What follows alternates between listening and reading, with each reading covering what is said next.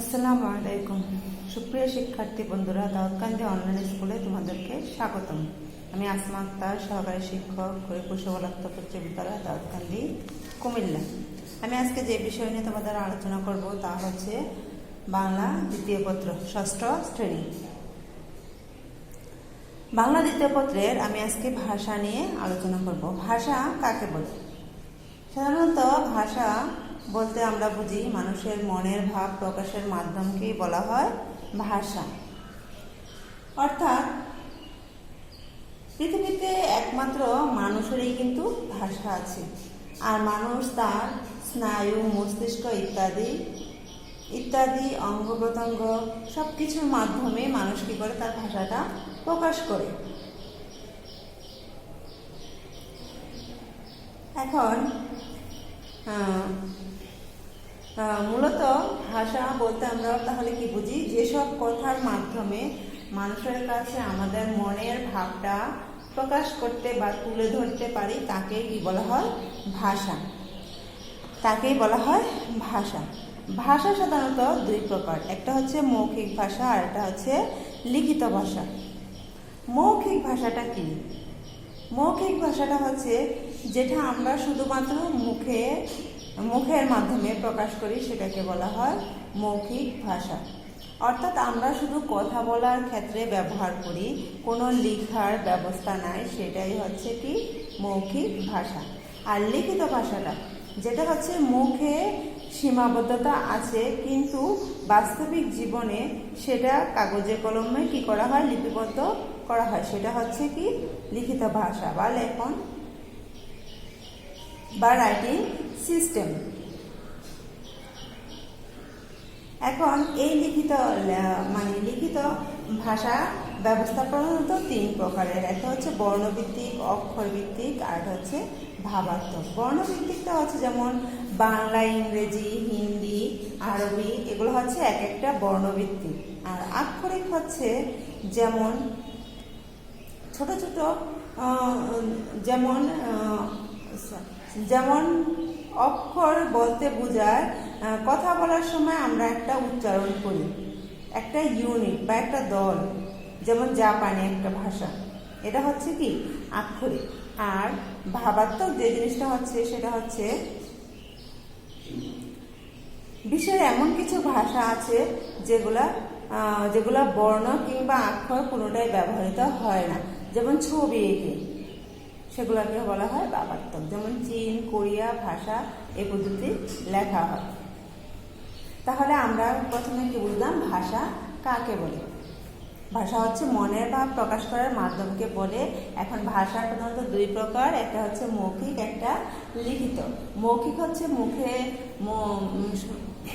হচ্ছে যেটা শুধুমাত্র মুখের ভাষা, যেটা শুধুমাত্র মানুষ মুখে প্রকাশ করে, সেটা হচ্ছে মৌখিক। আর লিখিত হচ্ছে যেটা মুখের মধ্যে সীমাবদ্ধতা নয়, অর্থাৎ লেখার ব্যবস্থা রয়েছে, সেটা হচ্ছে লিখিত।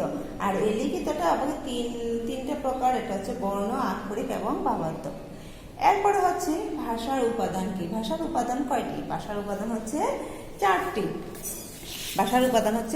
একটা হচ্ছে ধ্বনি, শব্দ, বাক্য, বাগার্থ।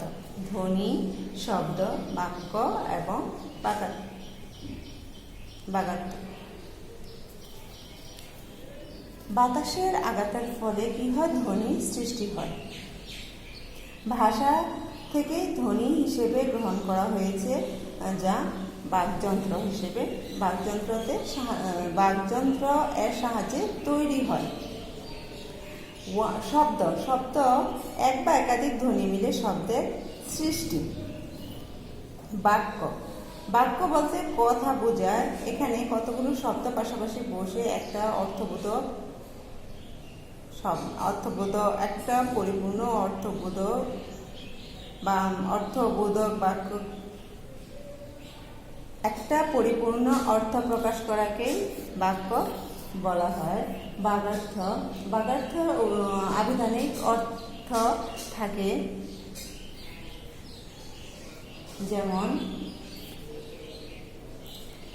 যেমন পোড়া একটি শব্দ, এর অর্থ দগ্ধ হওয়া, মানে আগুনে পুড়ে গেছে।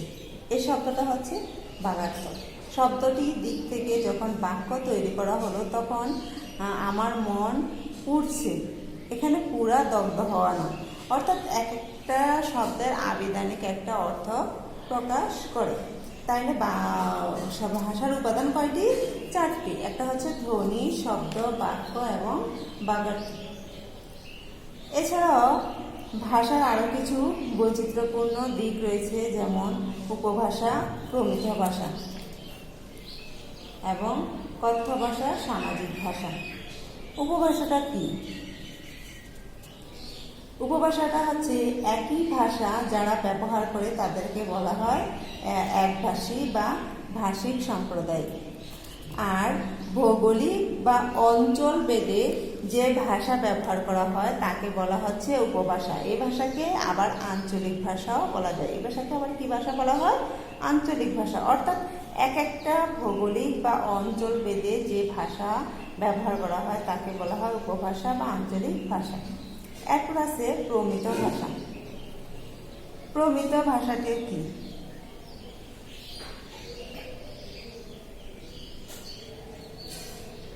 এই ভাষা উপভাষাগুলো অনেক সময় বোধগম্য হয় না, মানে একই ভাষার উপভাষাগুলো অনেক সময় সবার বোধগম্য হয় না। এই জন্য একটি উপভাষাকে আদর্শ করে সবার বোধগম্য ভাষা হিসেবে তৈরি ভাষার রূপই হলো প্রমিত ভাষা বা স্ট্যান্ডার্ড ভাষা। অর্থাৎ এক এক অঞ্চলের ভাষা এক এক রকম হয়ে থাকে, সে কারণে ওই সবগুলো থেকে সবার সুবিধার্থে যে একটা নির্দিষ্ট ভাষা ব্যবহার করা হয় সেটাকেই বলা হয় প্রমিত ভাষা। এখন আবার দেখো কথ্য ভাষাটা কি, যেটাকে বলা হয় স্পোকেন ল্যাঙ্গুয়েজ। কথ্য ভাষাটা হচ্ছে বিভিন্ন শ্রেণীর বিভিন্ন ভাষা থাকে, বিভিন্ন শ্রেণীর মানুষের বিভিন্ন ভাষা থাকে। যেমন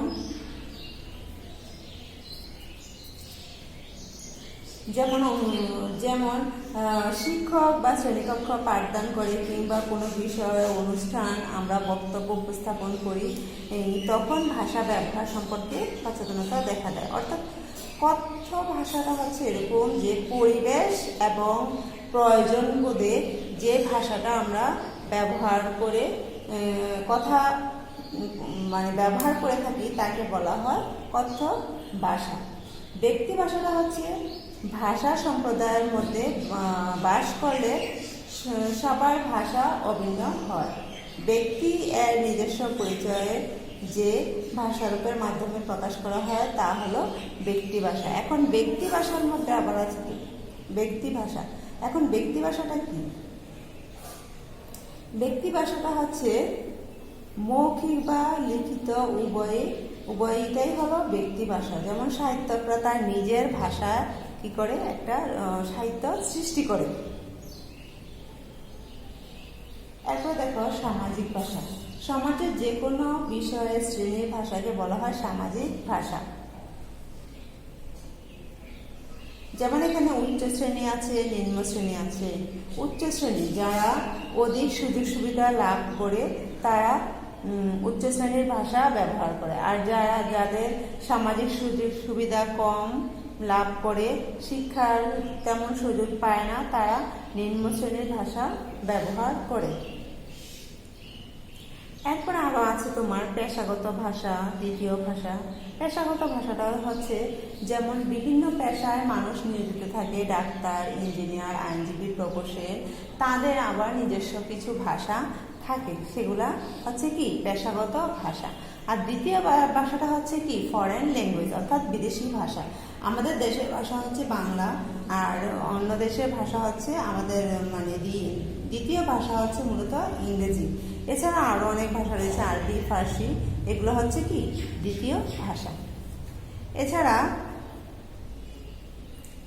ভাষার আরো দুটা রূপ দেখা যায়, সাধু এবং চলিত ভাষা।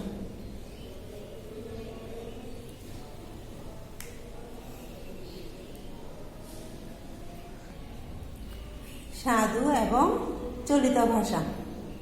মানুষ যে ভাষায় কথা বলে সে ভাষারূপ লিখিত ভাষায় গ্রহণ করা হয় না, মুখের ভাষা স্বাভাবিক স্বতঃস্ফূর্ত হলো, লিখিত ভাষা সে তুলনায় আড়ষ্ট বা কৃত্রিম। বাংলার লিখিত ভাষা যখন উদ্ভাবিত হয় তখন উদ্ভাবক সেভাবে বাংলা গদ্যের ভাষাকে তৈরি করেন, আর এই ভাষাকে সাধু ভাষা বা সাধুলিপি হিসেবে পরিচিত। অর্থাৎ আমরা কথা যেভাবে বলি, লেখার সময় তার কিছু পরিবর্তন থাকে, ঠিক তেমনি ভাষাটা যখন শুরু হয় তখনও সাহিত্যিকরা করেছিলেন এই ভাষাটাকে একটু কৃত্রিমভাবে তারা লিপিবদ্ধ করেছিলেন, আর সেটাকেই বলা হয় সাধু ভাষা। আর চলিত ভাষা হচ্ছে সাধু ভাষার তুলনায় চলিত ভাষা বা চলিত রীতি নবীন। সাধুর জন্ম হয়েছিল 1800 খ্রিস্টাব্দে, চলিত ভাষা সৃষ্টি হয়েছিল 1914 খ্রিস্টাব্দে।